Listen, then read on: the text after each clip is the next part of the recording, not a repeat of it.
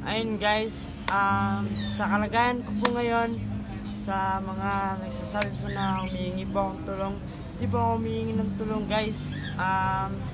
Sa katunayan po, tiwala po ako sa SY, nagtitiwala po ako sa kanila. Kasi may magandang plano po sila sa akin. Lalo na po sa next year, may plano po silang basta proyekto yun guys, abangan nyo na lang po. At huwag po kayong mag-alala, okay lang po ako dito sa SY. Lahat ng pangangailangan ko binibigay nila, at saka hindi naman po ako nangangailangan ng